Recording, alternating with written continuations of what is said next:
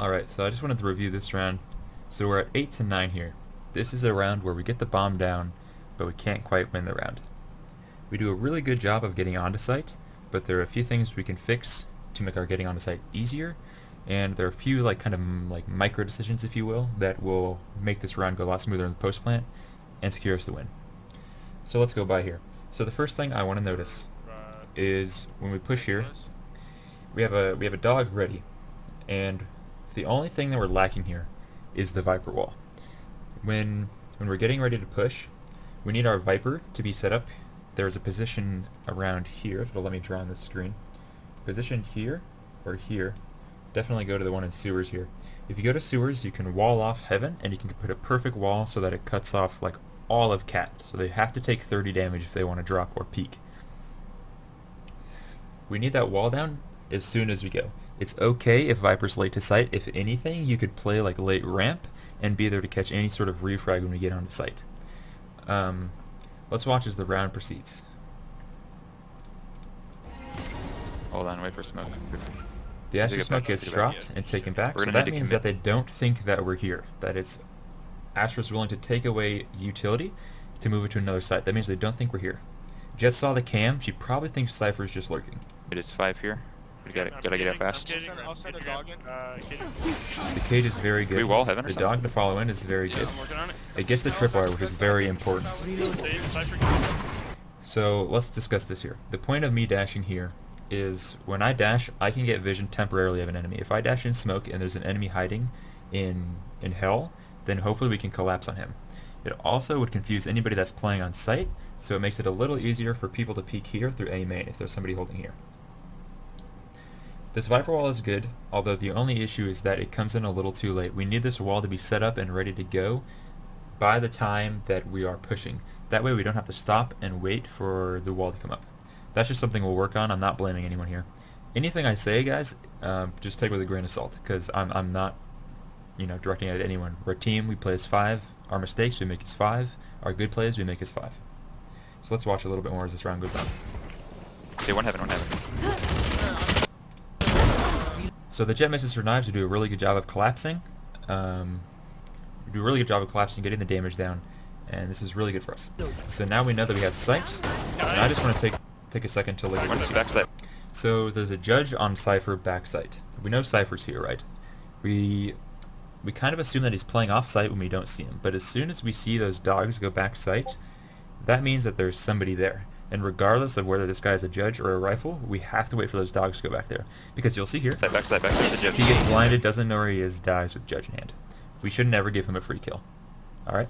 You will not kill my ally.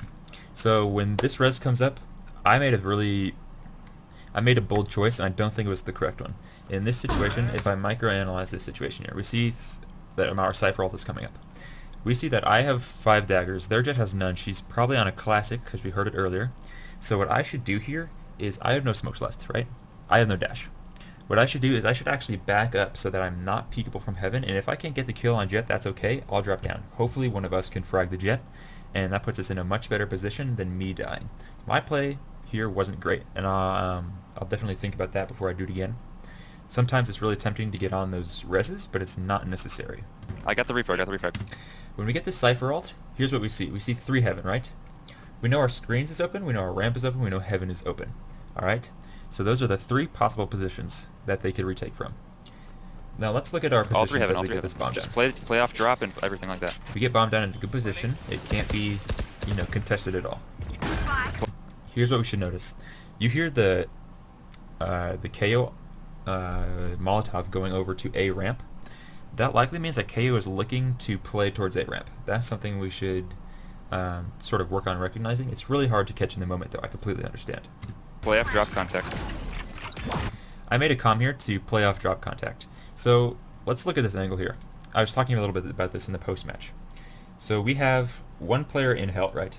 This player here. And we have Sky who's watching this. This is really good. This is good. This is what we need to do every time. Because a player will always, right here, this is a good angle here. So a player that comes across heaven here, that comes across cat, they will always check site first and then look down hill, because that's the suspicion, right? That there's a player hill. What this player needs to be, you need to take a wide angle so that you can see at least this much of cat, all right? Because you have to be able to trade the guy hill. That's really important, because this position here, right, you can't get any info. You can't get any kills. You can maybe kill this person, but they can peek your hell player first, and that's a 1v1, and you're not going to be able to help there. We do get presence detected on 2 of us, which is rough, but there's really nothing you can do about that when you're on site. Let me know if you guys hear him drop, please. So let's think about this. If we see the shot here, this is really micro-analysis, and if this doesn't catch mid-game, that's completely okay. But if we see the shot here, there's only 2 directions this type of shot could come from. This comes from here, or this comes from a drop here and a shot into the wall.